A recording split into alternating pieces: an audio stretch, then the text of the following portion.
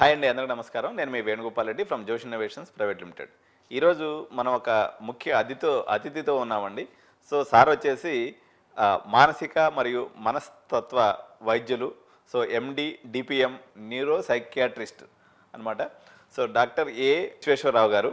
So విశ్వహిత clinic Mancherial మరియు Guntur. So ఈరోజు మనం తీసుకున్నటువంటి టాపిక్ వచ్చేసి అనేక మంది పేరెంట్స్, సార్ మా పిల్లలు సరిగా చదవటం లేదు, బాగా చదువుతున్నారు కానీ మర్చిపోతున్నారు అనేటువంటి ఒక పాయింట్ మీద చాలామంది పేరెంట్స్ వస్తూ ఉంటారు. సో సార్ని అడిగేసి ఈరోజు మనము ఈ మతిమరుపుకు ఉన్నటువంటి కారణాలు ఏంటి, ఈ మతిమరుపుని వైద్యపరంగా మనం ట్రీట్ చేసేదానికి అవకాశం ఉందా, సో దీంట్లో ఎన్ని దశలు ఉంటాయి, ఎంతకాలంలో దీన్ని ట్రీట్ చేయొచ్చు, అదేవిధంగా దీనికి సంబంధించినటువంటి పూర్తి సమాచారాన్ని సార్ని అడిగి ఈరోజు తెలుసుకుందాం. నమస్కారం సార్. నమస్తే అండి. ఎడ్యునైన్ కెరీర్ గైడెన్స్ వీక్షకులకి, అదేవిధంగా తల్లిదండ్రులు మరియు విద్యార్థులందరికీ కూడా శుభాకాంక్షలు తెలియజేస్తున్నాను. ఇప్పుడు ప్రధానమైన సమస్య మనకి వేణుగోపాల్ రెడ్డి గారు అది ప్రస్తావించారు. ఇప్పుడు ప్రస్తుతం ఉన్న సమాజంలో అందరూ కూడా, పిల్లలందరూ కూడా ఇది ప్రధానమైన సమస్యగా తల్లిదండ్రులు భావిస్తున్నారు. ఈరోజు మనం దీని గురించి వివరంగా తెలుసుకుందాం. ముఖ్యంగా మతిమరుపైనటువంటి విషయం, బ్రెయిన్లో మనకి సెల్ ఛార్జెస్ ఉంటాయి, అంటే న్యూరల్ ఛార్జెస్ అంటారు వాటిని. అంటే ముఖ్యంగా మనకి న్యూరల్ సెల్స్లో మైటోకాండ్రియా లాగా ఉంటుంది.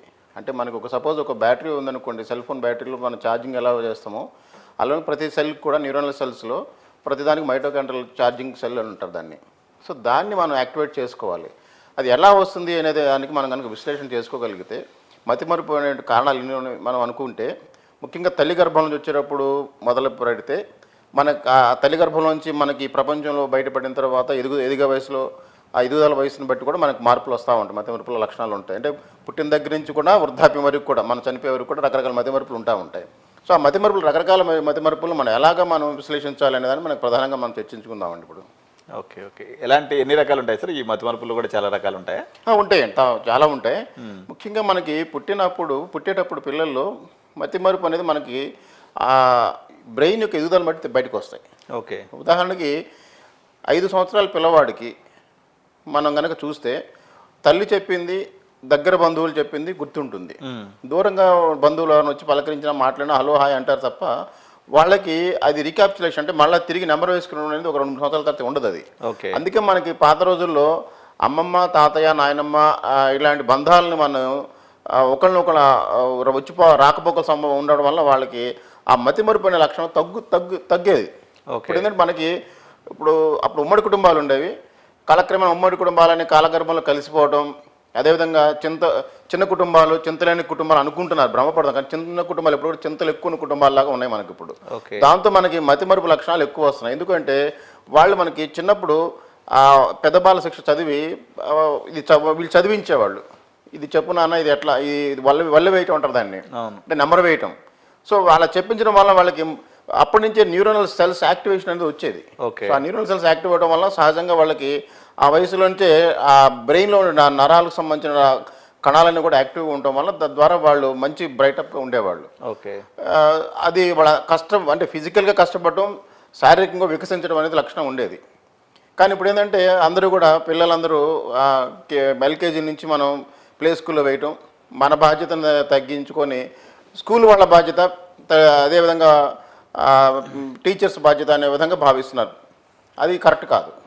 ఓకే, సో ఇప్పుడు జనరల్గా ఏంటంటే సార్, పేరెంట్స్ అంటే వాళ్ళకి అన్నవసరమైనటువంటి సిలబస్ చాలా రకాలుగా ఇచ్చేస్తున్నారు. ఆ హోంవర్క్లు ఇచ్చిన తర్వాత అది చేయట్లేదు అని చెప్పేసి పిల్లలకన్నా కానీ పేరెంట్స్ ఎక్కువ ఆదుర్దా పడిపోయేసి పిల్లలను కొట్టడమో, తిట్టడమో, లేకపోతే వాడిని లేదా హ్యూమిలియేట్ చేయటమో, ఇలాంటి అనేక రకాలైన పనులు చేస్తుంటారు. దానివల్ల నాకు తెలిసిన కాడికి పిల్లలు ఇంకా మొద్దుబారిపోతున్నారని అనుకుంటున్నాను సార్. కరెక్ట్ అండి, మీరు అన్నది వాస్తవం. అది ఇప్పుడున్న ప్రస్తుత సమాజంలో, ఎందుకంటే తల్లిదండ్రులు ఇద్దరు కూడా వర్కింగ్ మెన్ అండ్ ఉమెన్ అయిపోయారు. అంటే ఇద్దరు పనిచేయటం, తద్వారా పిల్లల్ని వదిలేస్తున్నారు గాలికి. వాళ్ళని తీసుకెళ్ళి ఎక్కడో స్కూల్లో వేసేస్తున్నారు, ఏదో ప్లే స్కూల్లోనో లేకపోతే ఏదో స్కూల్లో పెట్టేస్తున్నారు. సో దానిలో వాళ్ళు ఏమవుతుంది, తల్లి ప్రేమని, తండ్రి ప్రేమని, మనం కన్న పేగుబంధాన్ని మనం పంచలేకపోతున్నాం. ఎవరో ఇచ్చినటువంటి ప్రేమను మనం నిజమేందుకు భ్రమిస్తున్నాం దాన్ని. తద్వారా వీళ్ళల్లో ఏమవుతుంది, వాళ్ళ యొక్క లక్షణాలు వీళ్ళకి ఇమిటేట్ అవుతున్నాయి, అనుకరించడం జరుగుతుంది. సో మన పిల్లల్ని మనం బాధ్యతగా పెంచుకోవాలి అనుకుంటే కనుక ఎవరో ఒకళ్ళు తల్లిదండ్రులు ఇద్దరు కనీసం రోజుకి 2 గంటల పాటు పిల్లలతో కనుక గడపగలిగితే వాళ్ళ యొక్క బంధం అనుబంధాలు అనేది బలంగా ఉండడానికి అవకాశం ఉందండి. ఓకే సార్, యాక్చువల్గా ఇప్పుడు మనము జ్వరం వచ్చినా, దగ్గు వచ్చినా, తుమ్ము వచ్చినా, లేకపోతే మోకాలు నొప్పి వచ్చినా పరిగెత్తుకుంటే డాక్టర్ దగ్గరికి పోతాం. కానీ మనల్ని నడిపించేది, మనకి జీవనాధారమైనటువంటిది మనసు. ఈ మనసుకి కష్టం కలిగినప్పుడు డాక్టర్ దగ్గరికి పోకపోవడం అన్నది మన భారతీయుల్లో నరనరాలా జీర్ణించుకోపోయాం సార్. ఏంటంటారు దీనికి లాజిక్?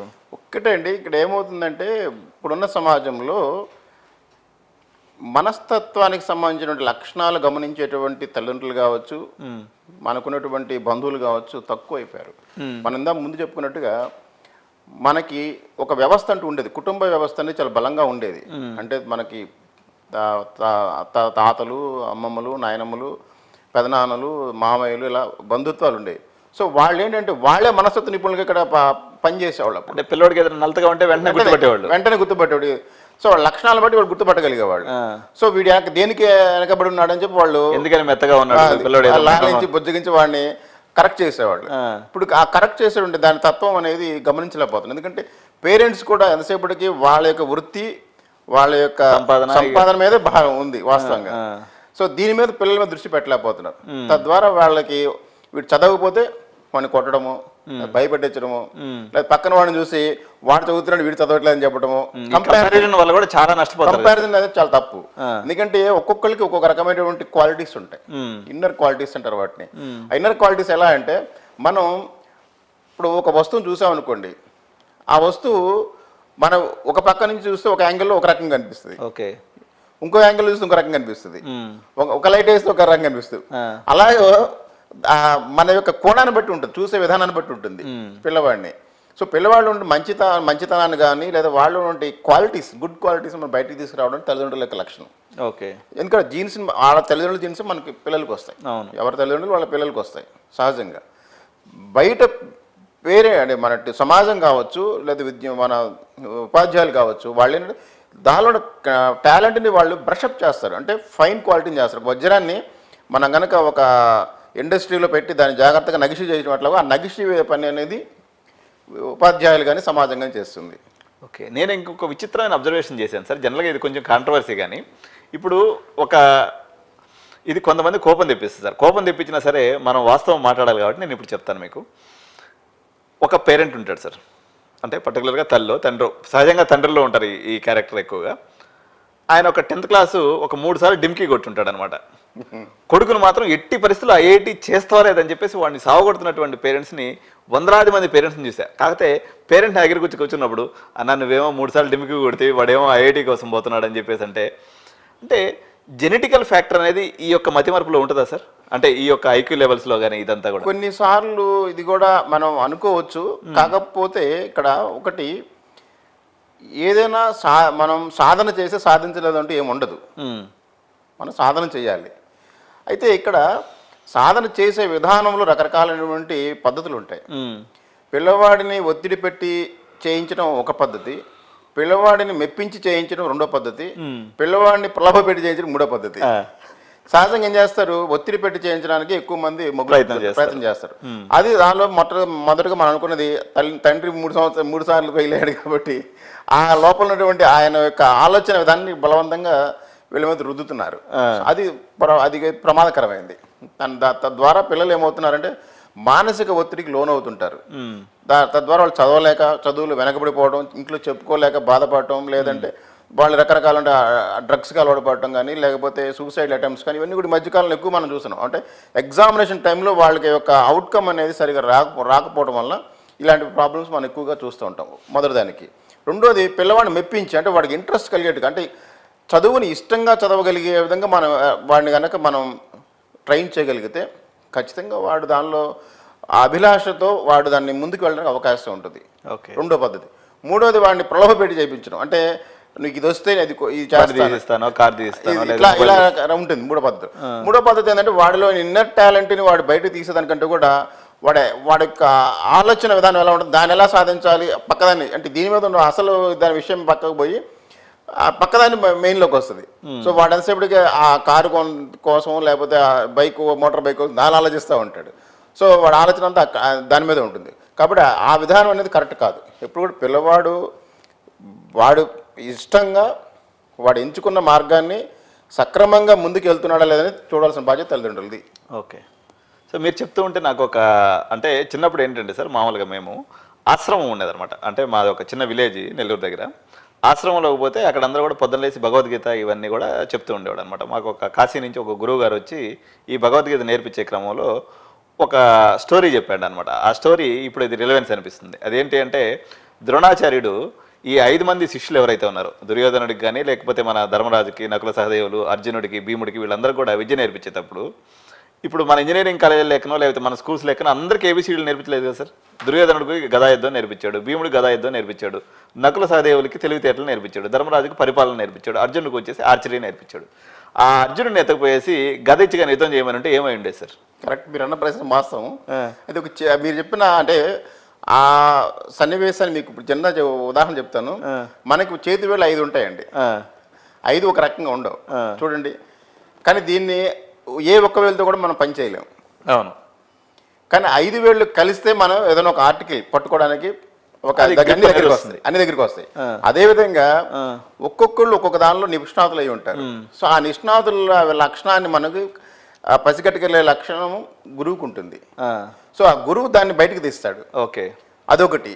రెండో, తల్లిదండ్రులు గమనించి దాన్ని ఫోకస్ చేయగలగాలి. మూడోది, మీలాంటి కెరీర్ గైడెన్స్ వాళ్ళ దాన్ని మీ పిల్లవాడు ఈ లక్షణాల్లో ఉన్నాడు, వీడికి ఇది ఉంది అని చెప్పి కొంచెం ఎన్లైటన్ చేస్తారనుకోండి, తప్పకుండా వాడు దానికి సంబంధించిన ఆ పర్టికులర్ పాయింట్లో నిష్ణాతులు అయి ఉంటారు. ఓకే. సో కాబట్టి మీరు అన్నట్టుగా 5గురు కూడా 5 విభాగాల్లో వాళ్ళు గొప్పతనం ఉంది కాబట్టి వాళ్ళు పంచపాండవులు ఏకంగా ఉండగలిగారు. అన్ని ఒకటికి వచ్చి అనుకోండి, వీళ్ళు కొట్టుకుంటారు. అందుకని ఎప్పుడు కూడా మనం కలిసి ఉండాలంటే రకరకాల విభాగాలు అన్ని కలిసి యునైట్గా ఉండగలిగితేనే మనం సాధించగలుగుతాం. ఏదైనా విజయం సాధించడం తేలికవుతుంది. ఒక్కడే అన్ని నేర్చుకున్నాడు అనుకోండి, దేని మీద కూడా ఫోకస్ చేయలేరు. అంటే నేనేమనుకుంటున్నానంటే సార్, యాక్చువల్గా ఈ పిల్లల్లో నేను ఇప్పుడు దాదాపు కొన్ని వందల మంది కౌన్సిలింగ్కి వస్తుంటారు కదా. యాక్చువల్గా ఇప్పుడు అర్జునుడికి వచ్చేసి గదా యుద్ధం నేర్పించాలనే తల్లిదండ్రుల ప్రయత్నంలో వాడు ఆ ఇష్టం వల్ల వాడు మొద్దుతనంగా తయారవటం, మొండిగా తయారవటం, లేకపోతే మనం నందంటే వాడు పంది అంటాం, ఇట్లాంటి లక్షణాలన్నీ వస్తున్నాయంటాను సార్. ఏమంటారు మీరు ఒక మానసిక? వాస్తవంగా అండి, మీరు అన్న ప్రశ్న చాలా తల్లిదండ్రులకి వర్తిస్తుంది. ఇక్కడ వాళ్ళు తల్లిదండ్రులకు తెలిసిన విషయాలను కూడా ఒక్కొక్కసారి అది మరుగున పడేసి వాళ్ళలో ఉన్నటువంటి సబ్ కాన్షియస్ మైండ్ అంటారు, అంటే లోపల తెలియని ఒక ఆందోళన, ఆవేదన ఉంటుంది, దాన్ని బయటకు తీసుకొచ్చి వీళ్ళ మీద ప్రయత్నం చేస్తారు. సో ఆ క్రమంలో ఏంటంటే వీళ్ళు అసలు వాస్తవాన్ని మర్చిపోతారు, మరుగున పడేస్తారు. వీళ్ళు అనుకున్నది నిజం అనుకుని పిల్లవాడిని రుద్దుతున్నారు. సో అందుకని ఇప్పుడు కూడా పిల్లవాడిని ఇప్పుడు గురువు దగ్గరికి తీసుకెళ్ళి అప్పచెప్తే గురువు గారు కరెక్ట్గా దాన్ని అసెస్ చేయగలుగుతాడు. ఇతనికి ఏ విధమైన స్కిల్ ఉంది, ఏ విధమైన పరిజ్ఞానం ఉంది, ఎంతవరకు ఇతను చేయగలుగుతాడు అనేది వాళ్ళు చేస్తారు. అదే ఆ పరిజ్ఞానాన్ని ఏ విధంగా ముందుకు తీసుకెళ్ళాలనేది ఈ కెరీర్ గైడెన్స్ ద్వారా మనం ముందుకు తీసుకెళ్లే ప్రయత్నం చేస్తాం. సో తప్పకుండా ఇలాంటివన్నీ కూడా చూస్తూ ఉంటే వాళ్ళకి అర్థమవుతుంది. ఇప్పుడు వాళ్ళు ఏంటంటే వాళ్ళు విన్నదే చూస్తారు. ఇప్పుడు మనకి ఇంద్రియాలు అనేది రకరకాలు ఉంటుంది. స్పర్శ ద్వారా కావచ్చు, చూపు ద్వారా కావచ్చు, వినడం ద్వారా కావచ్చు, అనుభవం ద్వారా కావచ్చు. సో ఇవన్నీ కూడా కలిసి కట్టుగా వాళ్ళు పనిచేస్తే వాళ్ళ నిర్ణయాన్ని కొంచెం మార్చుకునే అవకాశం ఉంది. ఓకే. తల్లిదండ్రులు ఇంకోటి ఎట్లా అనిపిస్తుంది అంటే సార్, యాక్చువల్గా ఇప్పుడు మనకి ఇప్పుడు మన జనరేషన్ ఏదైతే ఉందో మిలీనియల్ జనరేషన్, అంటే మన ఆలోచనలు, మనం అనుభవించినటువంటి పరిస్థితులు, మనం చూసినటువంటి సమాజం ఒకటి. ఇప్పుడు ఈ డిజిటల్ ఏజ్లో ఈ పిల్లలు చూస్తున్నటువంటి సమాజం, వాళ్ళకు వచ్చేటువంటి ఎక్స్పోజరు, వాళ్ళు మీరు చెప్పినట్టుగా స్పర్శ జ్ఞానం అనుకోండి, వాళ్ళు వినేటువంటి విషయాలు మారిపోయినందువల్ల మనం చెప్పేటువంటి విషయాలు తప్పు, వీళ్ళకి ఏమీ తెలియదు అనేటువంటి భావనలో కూడా వాళ్ళు కొంత మూర్ఖత్వం ప్రదర్శిస్తున్నారు పిల్లలు. అది చాలామంది పిల్లలు చూస్తున్నామండి. ఇది ఎందుకంటే ఈ మధ్యకాలంలో మనకి కృత్రిమ మేధస్సుకి వీళ్ళు అలవాటు పడిపోయారు. అంటే సహసిద్ధమైనటువంటి మన మెదడుని ప్రయోగించడం మానేశారు చాలామంది. ఉదాహరణకి మా చిన్నప్పుడు అమ్మో నాన్నో ఆ వీధి అడ్రస్సు, ఆ స్కూల్ అడ్రస్సు, లేకపోతే ఆ వీధి నెంబరు, లేకపోతే వాళ్ళ అప్పుడు ఆ రోజుల్లో ల్యాండ్ ఫోన్ నెంబర్లు ఉండేవి. ఆ ల్యాండ్ ఫోన్ నెంబరు గుర్తుపెట్టుకొని, లేకపోతే పక్కన వాళ్ళ నెంబర్ గుర్తుపెట్టుకొని ఆ మెమరీ ముందు ఇంప్రూవ్ చేసుకునేవాళ్ళు. ఇప్పుడు అలా లేదు. సెల్ ఫోన్లో అన్ని ఫీడ్ చేస్తున్నారు. ఎవరి నెంబర్ అయినా ఫీడ్ చేసుకున్నాం. నాన్న నెంబర్ కావాలంటే నాన్నని కొడితే నాన్న నెంబర్ వస్తుంది. అంటే నాన్న నెంబర్ వాస్తవం కూడా చాలా మంది తెలియదు, అమ్మ నెంబర్ తెలియదు. అంటే కనీసం ఒక పట్టుమని 10 నంబర్లు కూడా 10వ తరగతి పిల్లవాడు చెప్పలేకపోతున్నాడు ఇప్పుడున్న పరిస్థితుల్లో. అంటే కృత్రిమ మేధస్సుకి అలవాటు పడ్డా, అంటే ప్రతిదానికి స్క్రీన్, అంటే మేము అది టీవీలు కావచ్చు, సెల్ ఫోన్స్ కావచ్చు, లేకపోతే ఎలక్ట్రానిక్ గ్యాడ్జెట్స్ కావచ్చు, లేకపోతే మన ల్యాప్టాప్స్ కావచ్చు, ఇంటర్నెట్ మీద ఎక్కువ ఆధారపడి పనిచేస్తున్నారు. ఇంటర్నెట్ మీద ఆధారపడి పనిచేయడం అనేది చాలా అంటే దురదృష్టకరమైన విషయం. ఏంటంటే దాన్ని మనం ఎంతవరకు వాడుకోవాలో సాంకేతిక పరిజ్ఞానం అంతవరకు వాడాలి తప్ప అనవసరం దానికి వాడుకోకూడదు. మనకు ఉంది కదా అని చెప్పేసి, నెట్ ఫ్రీ ఉందని చెప్పేసి మొత్తం వాడేయాలని ఆ ఉద్దేశంతో కొంతమంది ఉంటారు. అది చాలా తప్పు. మనకి ఎంతవరకు అవసరమో అంతవరకు దాన్ని వాడుకోవాలి. మన బ్రెయిన్ సాధ్యంత వరకు మనం ఉత్తేజపరిచే ప్రయత్నం చేయాలి. ఈ స్క్రీన్ టైం పెరిగిపోయినందువల్ల కూడా మతిమరుపు వచ్చే అవకాశం ఖచ్చితంగా ఉంటుందండి. ఎందుకంటే స్క్రీన్ టైం పెరగడం మతిమరుపు అంటే మంచి ప్రశ్న ఇది. చాలా మంది చూస్తారు మీకు ప్రతి రోజులో ఎక్కువ మంది స్కూల్లో కాలేజీల్లో నుంచి వచ్చిన తర్వాత దాదాపుగా సెల్ ఫోనే పట్టుకుంటారు. మా చిన్నప్పుడు ఏదైనా సమాచారం కావాలంటే పరిగెత్తుకుంటూ వెళ్ళి పక్కింటి చెప్పాము, అమ్మ చెప్పినప్పుడు చెప్పి వచ్చేవాళ్ళు. అది కిలోమీటర్ ఉండే 2 కిలోమీటర్లు ఉన్నాయి.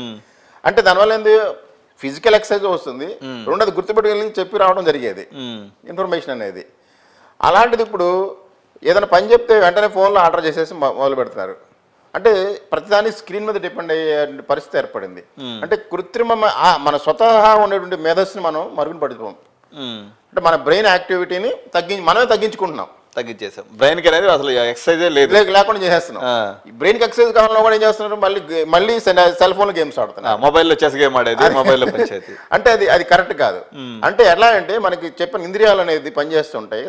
ఆ ఇంద్రియాలకి మనం పని పెట్టట్లా, కేవలం కళ్ళకి మాత్రమే పని పెడుతున్నాం. దాంతో రెటీనా మీద ఎఫెక్ట్ పడుతుంది. తద్వారా వాళ్ళ కళ్ళకి సంబంధించిన ప్రాబ్లమ్స్ వస్తున్నాయి ఒకటి. రెండోది బ్రెయిన్కి సంబంధించిన నరాలు కూడా దెబ్బతింటున్నాయి. చాలా మందికి ఈ మధ్యకాలంలో చూస్తుంది, వాడికి ఈ పట్టుమని మనకు ఒక ఆ ప్రశ్నకి సమాధానం చెప్పలేకపోతున్నాడు. గట్టిగా అడిగితే కోపం, చికాకు, భయం, ఆందోళన, టెన్షన్, నిద్రలేమి ఇలాంటి లక్షణాలను వచ్చేస్తున్నాయి. సో వీటి ద్వారా వాడు సమాజం మీద కావచ్చు, చుట్టూ ఉండే వాతావరణం మీద కావచ్చు దృష్టి పెట్టలేకపోతున్నాడు. సో ఇప్పుడు ఈ ఒంటరితనం వల్ల కూడా ఇది ఎప్పుడైతే రూమ్లో తలుపులు వేసుకుని కూర్చొని ఉంటారో దీనికి కూడా ఇది కూడా ఒక మతిమరుపు రీజన్. ఇది చాలా మంచి ప్రశ్న అండి వేణుగోపాల్ రెడ్డి గారు. ఇది చాలా ప్రమాదకరమైంది ఒంటరితనం అనేది. ఎందుకంటే మనిషి సంఘజీవి. ఇప్పుడు మనకి మన మనిషి అనేవాడు సామాజికంగా అందరిని కలుపుకుపోతూ ముందుకు వెళ్లాల్సిన వాడు. ఎవరన్నా మనలో వెనకబడి ఉంటే వాడిని పైకి తీసుకురావాల్సిన బాధ్యత మనందరిది కూడా ఉంటుంది. కానీ ఇక్కడ ఏమవుతుంది, వీడికి చిన్నప్పుడు తల్లి ముద్దలు పెట్టేటప్పుడు తినకపోతే సెల్ ఫోన్ అప్పచెప్తుంది, దానిలో గేమ్ చూడమని చెప్పి. చిన్నప్పుడు మనకి మా టైంలో, అంటే ఈ మధ్యకాలంలో కూడా కొంతమంది చెప్తున్నారు, అదిగో చందమామని చూపించి అమ్మ ముద్దని, నాన్న ముద్దని, తాత ముద్దని ఇట్లాగా వాళ్ళకి రకరకాల భావాలను ఏర్పరుస్తూ వాళ్ళకి తినిపించేవాళ్ళు. సో తద్వారా వాళ్ళకి భావాల్లో వ్యక్తీకరణ వల్ల వాళ్ళకి కూడా అర్థం చేసుకునే లక్షణం చిన్నప్పటి నుంచి కూడా వచ్చేది. రెస్పాన్సిబిలిటీ అనే ఒక వచ్చేది. కానీ ఇప్పుడు అది లేదు. సో వాడికి ఏమవుతుంది, ఆకలి లేదు చెప్తారు. అంటే ఫస్ట్ క్వశ్చన్ ఏదన్నా సినిమా టీవీ చూస్తున్నాడా, లేకపోతే మన మెసేజ్ ఏమన్నా సెల్ ఫోన్లు వాడుతున్నాడా అని చూస్తే మా వాడు నిజమేనంటే నైట్ 12 దాకా చూస్తున్నారని చెప్తారు. చాలామంది పేరెంట్స్ ఫస్ట్ ప్రశ్న అడిగితే అది చెప్తున్నారు. అంటే ఏంటి, స్క్రీన్ టైం అనేది తగ్గించుకోవాలి. రెండోది ఈ కృత్రిమైనటువంటి ఈ గ్యాడ్జెట్స్ని, ఎలక్ట్రానిక్ గ్యాడ్జెట్స్ మనం సాధ్యం తక్కువ వాడుకోవాలి. సహజసిద్ధంగా అనుకుంటే బ్రెయిన్ యొక్క పవర్ మనం పెంచుకునే ప్రయత్నం చేయాలి. సో తద్వారా ఏంటంటే మనకి ఫ్యూచర్లో ఎవరైతే ఇప్పుడు ఒక ఇంటర్వ్యూకి వెళ్ళామనుకోండి, ఆ ఇంటర్వ్యూలో అడిగే ప్రశ్నకి సమాధానం ఏం చెప్తుంది, చాట్ జీపీటీ చెప్పదు, లేకపోతే ఏఐ చెప్పదు, లేకపోతే సెల్ ఫోన్ చెప్పదు, మనమే చెప్పాలి. మన బ్రెయిన్ మనం ఉపయోగించి చెప్పాలి. సో వచ్చిన వాళ్ళ ఆ 10 మందిలో ఎవడో ఒకడు చెప్పినవాడు ఉన్నాడు అనుకోండి, వాడిగా ఉద్యోగం వస్తుంది. కానీ చాలా మంది ఏమంటారంటే మా అబ్బాయి బాగా తెలివైనవాడు అండి, వాడికి రావట్లేదండి, కష్టపడ్డాడు అని చెప్తారు. అది తప్పు. వీడు పెట్టవలసిన సక్రమైన పద్ధతిలో వాడి విధానాన్ని చూపించలేకపోయాడు. అదే వాడు బ్రెయిన్ యాక్టివిటీ వాడికి ప్రాపర్గా లేనందువల్ల ఆ టైంలో వాడికి రీప్రొడ్యూస్ అవ్వలేదు. ఓకే. సో ఇప్పుడు మనం ప్రధానంగా ఇప్పుడు మనం సమ్మరైజ్ చేస్తే సార్, ఒంటరితనము, స్క్రీన్ టైము, ఉమ్మడి కుటుంబాలు లేకపోవటము, దాని తర్వాత వచ్చేసి ఈ నిద్ర యొక్క ఇంపాక్ట్ ఏ విధంగా ఉంటుంది సార్ మతిమరుపు మీద? ఖచ్చితంగా ఇది చాలా ప్రధానమైన సమస్య అండి. ఈ మధ్యకాలంలో పిల్లల్ని చూస్తున్నాం, తల్లులను చూస్తున్నాం, తండ్రులను చూస్తున్నాం, పెద్దవాళ్ళని చూస్తున్నాం, అందరిని చూస్తున్నాం.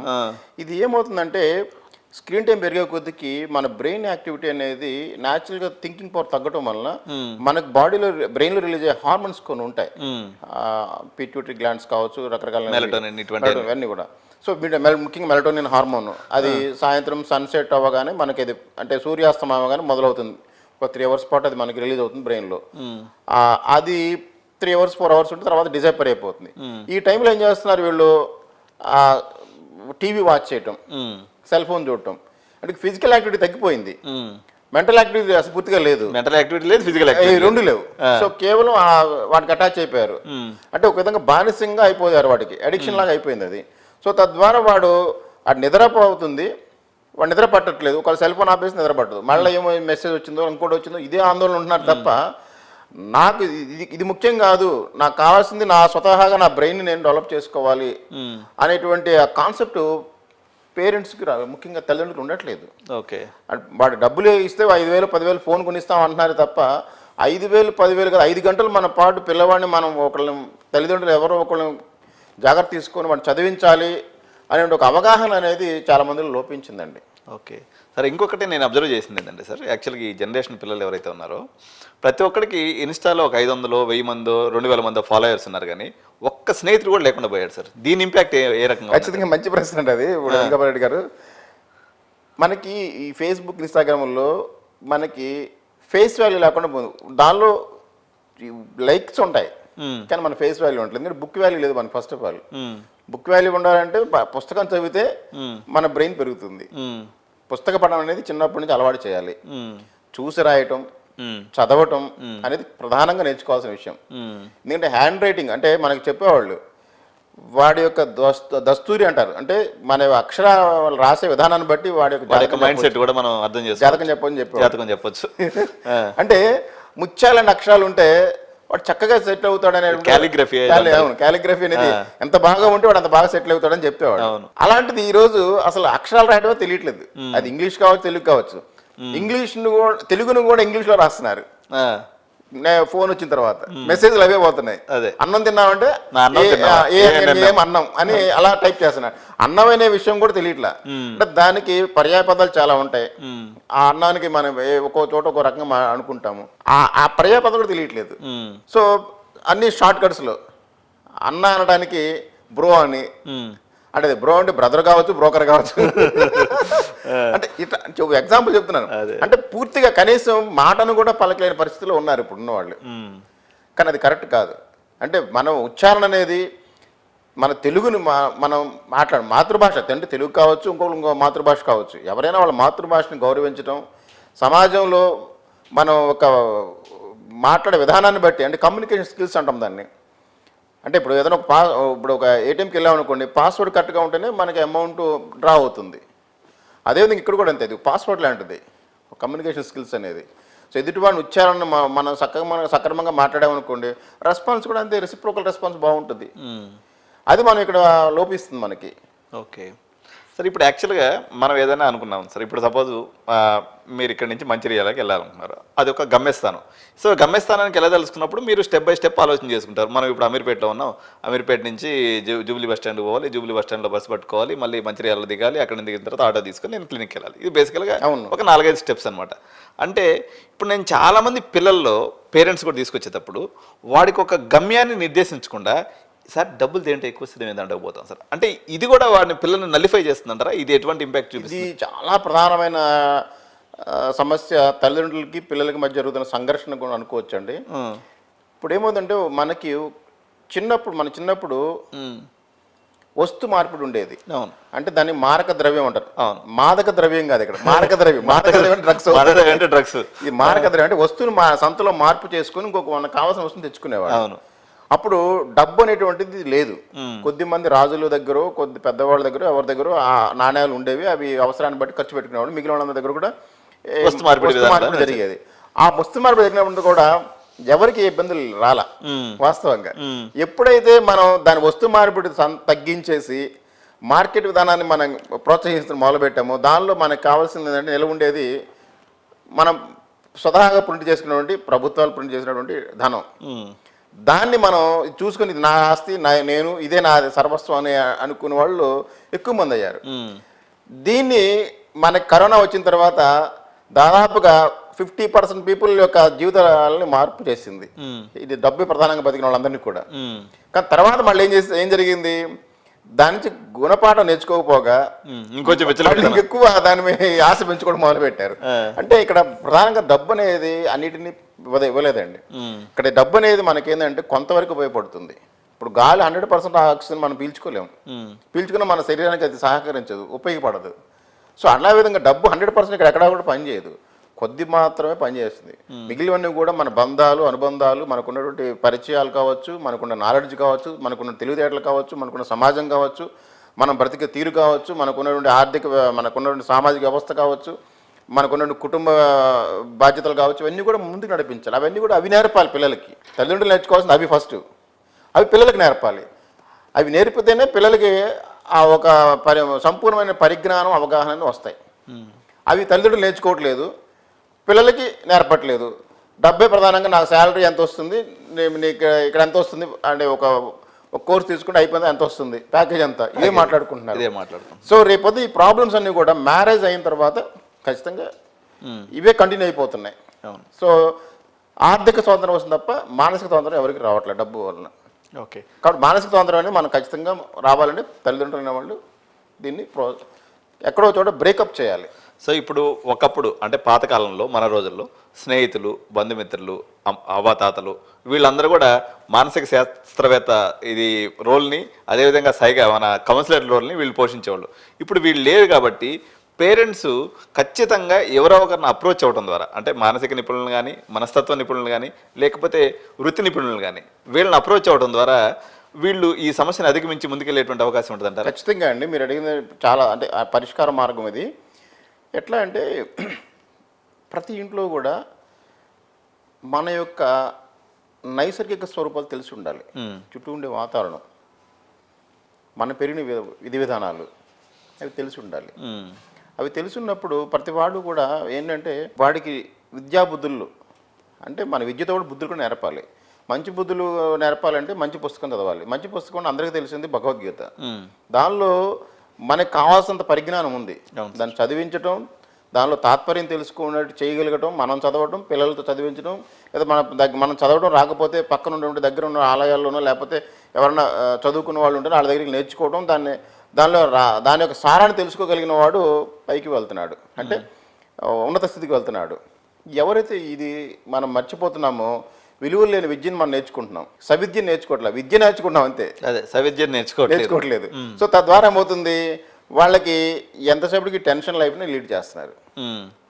సో మనిషి ప్రశాంతంగా ఎలా ఉండాలి, మన యొక్క మనసుని ప్రశాంతంగా ఎలా ఉంచుకోవాలి, ఈ పరిరక్షణ అనేది మనం నేర్చుకోగలగాలి. అంటే ఈ పరిరక్షణ అనేది నేర్చుకోగలిగితే మనం ప్రశాంతంగా ఉండడం అలవాటు అయిపోతుంది. ఇది ఎవరైతే నేర్చుకోగలుగుతారో సమతుల్యమైన ఆహారం తీసుకోవటం ఒకటి.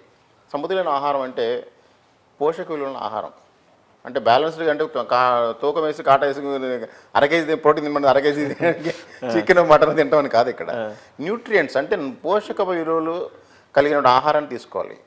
ఇక్కడ మీకు ఒక ముఖ్య విషయం చెప్తాను.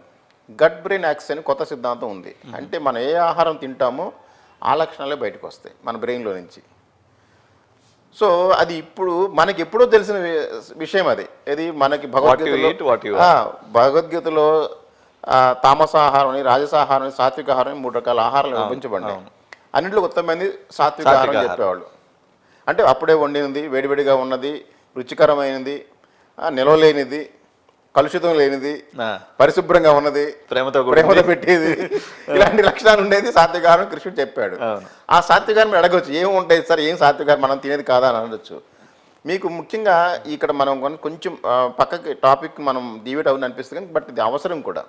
కృష్ణుడిని మనం తీసుకున్నాం అనుకోండి, ఎందుకు అంతమంది ఆ రోజు ఆయన్ని ప్రేమించగలిగారు అని అంటే ఒకసారి ఆలోచిస్తే, ఆయన వెన్న దొంగ అనేవాళ్ళు. ఎందుకు?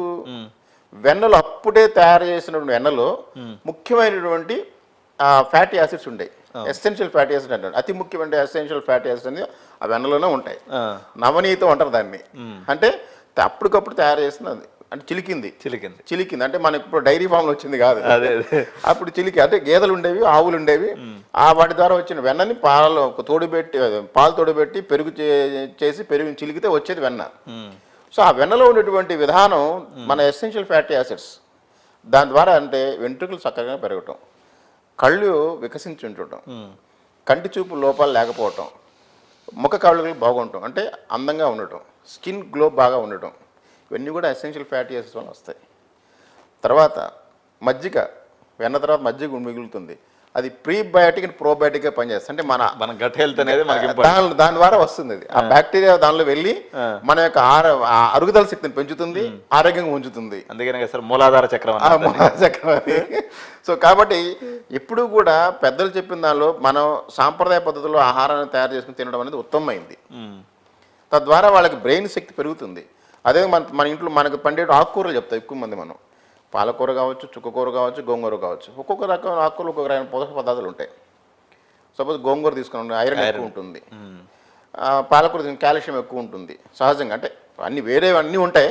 ఫైబర్ ఫుడ్ అనేది తింటాం మొత్తానికి. ఫైబర్ ఫుడ్ అనేది తినడం వల్ల ఏంటంటే మనకి ఇంటెస్టైన్ యొక్క మొబిలిటీ పెరగడం వల్ల జీర్ణశక్తి పెరుగుతుంది. అంటే ఇంటెస్టైన్ మొబిలిటీ ఎప్పుడు పెరుగుతుంది? ఆహారం అరిగితే అది జీర్ణించుకుంటే ఆ పదార్థం వేస్ట్ పదార్థం కిందకి వెళ్ళిపోతూ ఉంటుంది. అది జీర్ణం కాకపోతే అది అక్కడే ఉండిపోతుంది. మన చిన్నప్పుడు అజీర్ణం అంటారు, అజీర్తి చేసింది అంటారు, వాము పోసేవాళ్ళు. ఇప్పుడంతా గ్యాస్ ట్రబుల్. అది కాదు. అంటే మనం ఒక సమయపాలన పాటించాలి ఆహార నియమాలు. పిల్లలు ముఖ్యంగా ఇప్పుడు అవసరం, విద్యార్థులకు ఇప్పుడు చాలా అవసరం. సమయపాలన ఒకటి అవసరం. రెండోది ఆహార నియమాలను పాటించడం. సరైన సమయం ఆహారం అంటే సమతుల్య ఆహారం తీసుకోవడం. అంటే ముఖ్యంగా ఆకుకూరలు, కొత్తిమీర, అన్ని రకాల కూరగాయలు, అన్ని రకాల ఫ్రూట్స్, సీజనల్ ఫ్రూట్స్. ముఖ్యంగా మనకు దొరికే ప్రతి సీజన్లో కూడా ఒక రకమైన ఫ్రూట్స్ ఉంటాయి. సపోజ్ ఇప్పుడు శీతాకాలంలో మనకి సీతాఫలాలు వస్తాయి, పేరు మోసినవి. సీతాఫలాల్లో ఇమ్యూనిటీ పెరుగుతుంది, కాల్షియం ఉంటుంది, విటమిన్ సి ఉంటుంది, షుగర్, న్యాచురల్ షుగర్ ఉంటుంది దానిలో. సో ఇవన్నీ కూడా మనకి సహజసిద్ధంగా మనకి ఉపయోగపడేవి మన శరీరానికి. ఇంకొక విషయం మీకు తెలుసు చాలామందికి, సీతాఫలాల విత్తనాలని పొడి చేసి పేర్లు ఉన్న వాళ్ళకి రాసుకునేవాళ్ళు. అవును సార్. ఇప్పుడు కూడా దాని మెడిసిన్లో వాడతారు చాలా వాటిల్లో. అది మనకి చెప్పరు కంటెంట్ని. అంటే వాళ్ళు మార్కెట్ చేసుకుంటారు చెప్పరు. సో మనం మాత్రం అది వాడట్లా. అంటే సీతాఫలం తినమని ఎవరికి చెప్పం మనం. కాల్షియం తగ్గిందంటే అంతనే టాబ్లెట్ వెళ్తాం తప్ప అసలు ఇది తినాలని చెప్పరు ఎవరు. ఇప్పుడు మేము కూడా మామూలుగా పేరెంట్స్ వచ్చింది అనుకోండి సార్, ఇట్లా మనకి ఒక సైకాలజీ డిపార్ట్మెంట్ ఉంటుందండి, సైకియాట్రీ ఉంటుంది, ఇది ఉంటుంది, మీరు అక్కడికి వెళ్ళిందంటే సార్ మందులు రాసిచ్చేస్తారా అంటే, ముందు రావడం మందులు రాసిచ్చేస్తే దానికి తొందరగా మాకు తిరిగి వచ్చేస్తుందా, లేకపోతే సరస్వతి ఆకు వేస్తే మేము వచ్చేస్తాం సార్, సరస్వతి గోళీలు ఏమైనా రాసిస్తారా, ఇది చెప్తారు తప్ప లాంగ్ టర్మ్గా చెప్పేసి మనం చెప్పిన దాన్ని విని ఓకే దీని ద్వారా మా పిల్లల భవిష్యత్తుని మెరుగుపరుచుకుందామని ఒక గంట సేపు కూర్చొని ఆలోచన చేసే పేరెంట్స్ కూడా చాలా చాలా తక్కువైపోయారు సార్. మీకు చాలా ప్రధానమైన అంటే ఉపయోగపడే సమస్యని మీరు లేవనెత్తారు. అది అందరూ తల్లిదండ్రులు పిల్లలు జరుగుతున్న విషయమే. వాళ్ళిద్దరి మధ్య సంఘర్షణ జరుగుతుంది.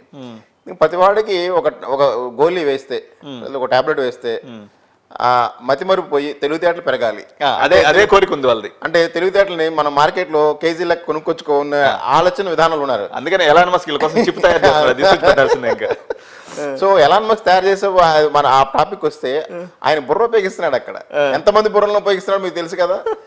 సో అది మనకు మర్చిపోతున్నాం. ఆ చిప్ మనకు బయటకు వస్తుంది, కానీ దీని వెనకాల ఎంతమంది బుర్ర పనిచేస్తుంది మనం ఆలోచిస్తున్నావా? అంతమంది బుర్ర పని చేసి అది వచ్చింది. మరి మన ఇంట్లో మన బుర్ర పని చేయకుండా మన పిల్లడికి ఎట్లా తెలియదు ఎట్లా వస్తాయి? కాబట్టి ఇక్కడ మనం నేర్చుకోవాల్సిందంటే సమతుల్యమైన ఆహారం అనేది మనకి ముఖ్యమైనది. అంటే ఏది సరస్వతి ఆకు తింటే ఒకటో గోలు వేసుకుంటాను లేకపోతే ఇంకేదో టాబ్లెట్లు వేసుకుంటాను కాదు. ఇక్కడ మన రోజు మనకు అందుబాటులో ఉండే ఆహార పదార్థాలు మనం తీసుకోగలగాలి. అంటే ఉదాహరణకి మనకి ముఖ్యంగా ఒమేగా-3 ఫ్యాటీ యాసిడ్స్ అని ఎక్కువ మంది రాస్తుంటారు తెలివితేటలకు సంబంధించి. అది న్యాచురల్గా మనకి వీటిల్లో ఉంటాయి. ఏది మన తిల్లు గింజలు తిల్లు అంటారంటే దాన్ని మన ఇప్పుడు అక్రూట్స్ అంటారు, అక్రూట్లో ఉంటుంది. తర్వాత ఫ్లాక్ సీడ్స్ అంటాం, ఫ్లాక్ సీడ్స్లో ఉంటుంది. అదేవిధంగా మనకి వెన్నలో ఉంటుంది, అందుబాటులో ఉంటుంది. నేను వెజిటేరియన్ ప్రొడక్ట్స్ ఎక్కువ చెప్తున్నాను ఎందుకంటే ఈ ఎగ్జామ్స్ టైంలో ఈజీగా అబ్జర్వ్ అయ్యి అరిగి శరీరానికి పోషణ ఇచ్చేది మనం చూసుకోవాలి. ఓకే. నాన్ వెజిటేరియన్ ప్రొడక్ట్స్ మనం తినొచ్చా అంటే తింటే వస్తుంది కాదను. దాంతోపాటు పచ్చి నాన్ వెజ్ వచ్చేస్తుంది, తినలేం కదా, పచ్చి తినలేం కదా. దాన్ని ఉడకబెట్టి దానికి మసాలా యాడ్ చేయాలి. మసాలా యాడ్ చేస్తే మళ్ళీ ఇతరమైన జీర్ణ సమస్యలు వస్తాయి. అవును. కాబట్టి జీర్ణకోశ వ్యాధి సమస్యలు రాకుండా ప్రశాంతంగా ఉండాలంటే సాత్విక ఆహారాన్ని మనం తీసుకోగలగాలి. సాత్విక ఆహారం అంటే మనం చెప్పిన వెజిటేరియన్ డైట్ తీసుకుంటే పిల్లల్లో ఎగ్జామ్స్ టైంలో ఈ గ్యాస్ ట్రబుల్స్ ప్రాబ్లమ్స్ లేకుండా జీర్ణకోశ సమస్యలు రాకుండా ఉంటాయి. తద్వారా వాళ్ళకి ఈజీగా జరుగుతుంది, బ్రెయిన్ కూడా తొందరగా తీసుకుంటుంది, మీరు ఏం ఇచ్చినా, మీరు ఎంత పెద్ద ఆహారం ఇచ్చినా బ్రెయిన్ దాన్ని గ్లూకోజ్ కిందగా మార్చుకుని తీసుకుంటుంది. డైరెక్ట్గా ప్రోటీన్ తీసుకోదు, డైరెక్ట్గా ఫ్యాట్ తీసుకోదు, అది గ్లూకోజ్ కింద కన్వర్ట్ అవ్వాలి బ్రెయిన్కి వెళ్ళాల్సిందంటే. అందుకని మీకు చూడండి, మీకు ప్రధానంగా నీరసించిన వాళ్ళకి గ్లూకోజ్ కంటే ముందు కూడా మనకి కొబ్బరి నీళ్ళు ఇస్తాం. ఇమీడియట్గా వస్తుంది తెలివితేటలు. ఎందుకంటే వెంటనే మనకి బాడీలో నుంచి బ్లడ్లో కలిసిపోతుంది. సో తద్వారా బ్రెయిన్ యాక్టివ్ అవుతుంది. సో షుగర్ లెవెల్స్ మెయింటైన్ అవుతాయి. ఎలక్ట్రోలైట్స్ ఉంటాయి దానిలో, సోడియం, పొటాషియం, క్లోరైడ్ ఎలక్ట్రాన్స్ ఉంటాయి. దానివల్ల మనకి బ్రెయిన్ యాక్టివ్ అవుతుంది. సో ఇమీడియట్ ఎనర్జీ వచ్చేది కొబ్బరి నీళ్ళకి. అందుకే మజ్జిగ ఇచ్చేవాళ్ళు, ఎవరు ఇంటికి వస్తే మజ్జిగ ఇచ్చేవాళ్ళు, కూల్ డ్రింక్ ఇస్తున్నారు. అదే ఇప్పుడు ఏంటంటే థమ్స్అప్ యాడ్ ఎక్కువ వస్తుంది కాబట్టి థమ్స్అప్ స్ప్రైట్ ఇస్తే అనుకుంటున్నారు. అది తప్పది. సో మీరు ఒకసారి థమ్స్అప్ను చూడండి. మనం అంటే ఎవరిని తప్పు పట్టట్లేదు, కానీ రకరకాల పదార్థాలతో తయారు చేసిన పదార్థాన్ని అన్ని రకాలుగా వాడుకోవచ్చు. బాత్రూమ్లు మనం వాడే హార్పిక్ ఉంటుంది. అంటే చెప్తారంటే సహసిద్ధంగా తయారయ్యే పదార్థాలను మనం కనుక పిల్లలకు అందించగలిగితే, ఆహారాన్ని పండించగలిగితే తెలివితేటలు అనేది సవ్యంగా ఉంటాయి, సక్రమంగా ఉంటాయి. ఇందాక మీరు అన్నారు పాండవులు అన్న విలువజ్జి నేర్చుకున్నారని చెప్పి. ఎందుకంటే అర్జునుడి సవ్యచాచి అనేవాడు. అంటే ఆయన కింద చూసి నీడను చూసి ఆయన గురి చూసి కొట్టాడు బాణాన్ని, అందుకని సవ్యచాచి అన్నారు. అంటే కింద నీళ్ళలో చేప తిరుగుతుంటుంది, కింద నీళ్లలో ఆ ఇమేజ్ పైన మనకు పడుతుంటుంది. ఎండబడినప్పుడు పైన ఆ ఇమేజ్ని చూస్తూ కొట్టేవాడు. అంటే కరెక్ట్గా చేపను తగలాలి. అది రావాలంటే మనకి సాధన చేయాలి. సాధన చేయాలంటే తల్లిదండ్రులు చేయాలి, గురువులు చేయాలి, సరైన గైడెన్స్ ఉండాలి. ముఖ్యంగా మీలాంటి గైడెన్స్ ఇచ్చేవాళ్ళు దగ్గరికి కరెక్ట్గా వాళ్ళు ఫాలో అయ్యారనుకోండి, అనుకున్నట్టు సవిచాచి అవుతారు. కానీ మధ్యలోనే మనం ఏం చేస్తాం, మాతో కాదని వదిలేయటమో, నాకు ఇది చాలని వదిలేయటమో, లేకపోతే మాకు ఇంతటితో ఇది అంటే ఇక మేము చేయలేమంటామో, ఇట్లా రకరకాల మొండికేస్తారు. అది కరెక్ట్ కాదు. మీరు గోల్ పెట్టుకున్నారంటే మీ తెలివితేటలు సక్రమంగా ఉపయోగించుకోవాలనుకుంటే ఎన్నిటిని మనం ఒక విద్యార్థిని తీసుకొని వాళ్ళ తల్లిదండ్రులు మతిమరుపు సమస్యతో మీ దగ్గరకు వచ్చినప్పుడు మీరు వాళ్ళకి ఎన్ని సిట్టింగ్స్ అవసరం పడతాయి, తర్వాత ఎటువంటి డయాగ్నోసిస్ చేస్తారు, ఎటువంటి పరిష్కారాన్ని మీరు వాళ్ళకి చూపిస్తారు సార్? సహజంగా ముందు వాళ్ళని ఈ మతిమరుపు లక్షణాలను వాళ్ళని మనం విశ్లేషణ చేసుకోవాలి. వాళ్ళ యొక్క స్థితిగతులు, సామాజిక స్థితిగతులు, ఆర్థిక స్థితిగతులు, అదేవిధంగా వాళ్ళ యొక్క కుటుంబ సమస్యలు, ఇవన్నీ మనం బేరీజు వేసుకోవాలి. అన్ని వాళ్ళు కనుక అన్నీ సక్రమంగా ఉన్నాయి అనుకుంటే అప్పుడు మనం వీళ్ళలో లోపం ఎక్కడుందో వెతుక్కోవాలి. ఓకే, ఫస్ట్ ఈ న్యాచురల్గా వచ్చేటువంటి ఇష్యూస్ని మనం సార్ట్అవుట్ చేసుకుని తర్వాత మెడికల్ వెళ్ళాలి. అప్పుడు మనం దాన్ని బట్టి మనం బ్రెయిన్ ఎదుగుదలకి ఇవ్వాల్సి వస్తుందా, లేదంటే సహసిద్ధంగా ఇతనిలో స్వభావం మతిమరుపు స్వభావం అతనిలో ఉందా, జెనెటికల్గా వచ్చిందా చూసుకోవాలి. సో వీటిని విశ్లేషించిన తర్వాత అప్పుడు మనం మతిమరుపు సంబంధించిన సెషన్స్ ఇవ్వడం జరుగుతుంది. సహజంగా 3 నుంచి 5 సెషన్లో యూజువల్గా పిల్లలందరూ కూడా సాధారణ స్థాయికి వస్తుంటారు. ఓకే, చాలా మంది పిల్లలు కూడా అంటే వాళ్ళందరూ చెప్పినట్టు విని ఆచరణలో పెట్టగలిగితే. ఓకే, తల్లిదండ్రుల ఎఫర్ట్ కూడా చాలా ఎక్కువ అవసరం అండి. ముఖ్యంగా ఏంటంటే మనకి టీనేజర్స్ పిల్లలకి తల్లిదండ్రుల అవసరం చాలా అవసరం ఉంటుంది. ఎందుకంటే వాళ్ళని పెంచే విధి విధానాలు తల్లిదండ్రులు కూడా నేర్చుకోవాలి. వాళ్ళు ఎలా ప్రవర్తించాలి, వాళ్ళ యొక్క లోపాలు ఏంటి, ముందు మనం నెగిటివ్స్ని మనం గమనించాలి, పాజిటివ్స్ని ఎంకరేజ్ చేయాలి. సో మనకు ఒక పంట పొలంలో కలుపు మొక్కలు పెరుగుతాయి, మనం వాటికి ఎరువేసినప్పుడు పంట పెరుగుతుంది. కానీ కలుపు మొక్కలు ఎక్కడో చోట కింద రూట్తో సహా తీసేయాలి. అంటే గడ్డ అంటారు దాన్ని, తెలంగాణ భాష గడ్డ అంటారు. కింద గడ్డతో సహా తీసేయాలి. తీసేయగలిగితే పంట ఎక్కువ పెరుగుతుంది. కానీ అది పైన కట్ చేసాం అనుకోండి మళ్ళీ పెరుగుతుంది. సో ఇదే కూడా అంతే, మనం రూట్ నుంచి మనం తీసేయాలి. సో ఆ రూట్ ని తీసే విధానాన్ని మనం గనక జాగ్రత్తగా పాటిస్తే కొంచెం ఎక్కువ టైం తీసుకున్నా కానీ పిల్లల యొక్క భవిష్యత్తు బాగుంటుంది. జనరల్గా సార్ ఒక ప్రాబబుల్గా మనం ఒక పేరెంట్స్ అందరికీ మనకు అర్థమయ్యేటట్టు చెప్పాలంటే ఒక 10 మంది పేరెంట్స్ ఈ సమస్య మీ దగ్గరికి వచ్చారనుకోండి, ఎంత పర్సంటేజ్ రికవరీ అనేది సాధ్యమవుతుంది సార్? అంటే 10 మందిలో 8 మందికి సాధ్యమవుతుందా, 10కి 10 మంది సాధ్యమవుతుందా, లేకపోతే సగం మంది మాత్రమే దీని యొక్క రికవరీలోకి దశలోకి వెళ్తారా? అంటే ఇక్కడ ఒకటండి, మనం ముఖ్యమైన మీరు ఇది ఒక విధంగా అనాలిసిస్ కిందకి వస్తుంది. అది ఏంటంటే పుట్టుకలో బ్రెయిన్లో లోపాలు ఉన్నట్లయితే అది కొంచెం కష్టతరమైనది. ఎందుకంటే తల్లిదండ్రులు దానికి ఎక్కువగా శ్రమ పడాల్సి వస్తుంది. కౌన్సిలర్గా నేను కానీ లేకపోతే ట్రీట్మెంట్గా సైకాట్రిస్ట్ నాలాంటి డాక్టర్ కానీ చేయాల్సి వచ్చినప్పుడు ఇవన్నీ కూడా మేము ఎఫర్ట్ పెడతాము. కానీ ఇవి ట్రైనింగ్ అయిన తర్వాత ఇంట్లో వాళ్ళు కూడా ప్రాక్టీస్ చేస్తే అవి కొంతవరకు మెరుగవుతాయి. ఆ సెక్షన్ పక్కన పెడితే సహజంగా కుటుంబ సమస్య లేని వాళ్ళకి మనం సరైన సక్రమ మార్గంలో మనం గైడ్ చేస్తే 100% సక్సెస్ అవుతుంది. సో మీరన్న మొదటి కేసులో కదా సార్, నిజంగా అటువంటిది ఏదన్నా మానసిక అంటే ఈ ఎదుగుదల సమస్యలు చిన్నప్పటి నుంచి ఉన్నప్పుడు కూడా దాన్ని ఐడెంటిఫై చేయడం ద్వారా తనకి ఈజీ అయినటువంటి టాస్క్ ఇచ్చి తన జీవితంలో కూడా మెరుగులు దిద్దే అవకాశం కూడా ఉంటుంది. అది మంచి ప్రశ్న. చాలా మంది అది మర్చిపోతారు అసలు. ఎందుకంటే అది ఖచ్చితంగా ఆ ఎదుగుదల లేదు అని నిర్ధారించుకున్నప్పుడు ఆ వ్యక్తికి తగ్గట్టుగా మనం ఆ పిల్లవాడికి తగ్గట్టుగా మనం టాస్క్ ఇస్తే దాన్ని ఫుల్ఫిల్ చేయడం ఈజీ అవుతుంది.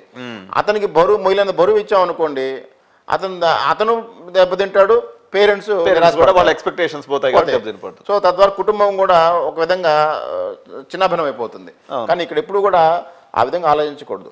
అతని యొక్క మానసిక పరిస్థితి బాగుండాలంటే నాలాంటి మానసిక డాక్టర్ దగ్గరకు, సైకాలజిస్ట్ దగ్గరకు తీసుకొచ్చి ట్రీట్మెంట్లకు సంబంధించిన విధి విధానాలన్నీ పాటించగలిగితే ఖచ్చితంగా సక్సెస్ రేట్, విజయవంతంగా వాళ్ళ పిల్లల భవిష్యత్తు బాగుండాలనేది.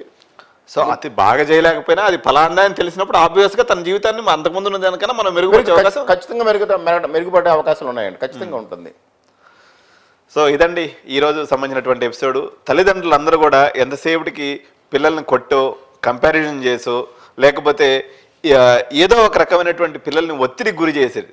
చెప్పాం కదా, డాక్టర్ గారు చెప్పినట్టుగా మనకు అనేక రకాలైనటువంటి కుటుంబ నేపథ్యాలు పోయి, సింగిల్ ఫ్యామిలీస్ అయిపోయేసి, స్క్రీన్ టైం పెరిగిపోయేసి, తర్వాత మీరు ఆ పిల్లల్ని పట్టించుకునే పరిస్థితి లేకుండా పోయేసి, ఆత్మీయ బంధాలు అనుబంధాలు లేకుండా పోయేసి, ఈ పరిస్థితుల్లో మీరు మీ యొక్క జీవితంలోంచి కొంత సమయాన్ని బయటకు తీసుకొని వృత్తి నిపుణులైనటువంటి మానసిక వైద్యుల దగ్గర కానీ, మనస్తత్వ వైద్యుల దగ్గర కానీ, అట్లీస్ట్ కెరియర్ కౌన్సిలర్ దగ్గర కానీ మీరు కానీ పిల్లల్ని తీసుకురాగలిగితే వాళ్ళ యొక్క ప్రాబ్లమ్ని ఐడెంటిఫై చేసిండు అనుకోండి. డాక్టర్ గారు చెప్పినట్టుగా 10 మంది వస్తే ఒక్కరికో లేకపోతే ఇద్దరికో వాళ్ళకి బ్రెయిన్ ఇష్యూస్ అనేవి ఉండే అవకాశం ఉంది.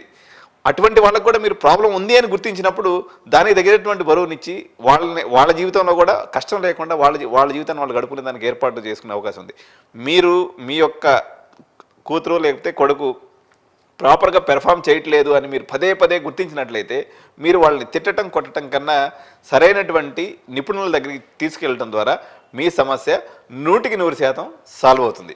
కాబట్టి ఈ అలవాటు మన ఇండియన్ స్ట్రక్చర్లో లేదు. ఫారినర్స్ కానీ వాళ్ళు ఇటువంటి చిన్న ప్రాబ్లం ఐడెంటిఫై చేసిన వెంటనే సరైనటువంటి వైద్యం దగ్గర తీసుకెళ్ళి వాళ్ళు ట్రీట్మెంట్ తీసుకోవడం వల్ల వాళ్ళ యొక్క సక్సెస్ రేట్ చాలా ఎక్కువగా ఉంది.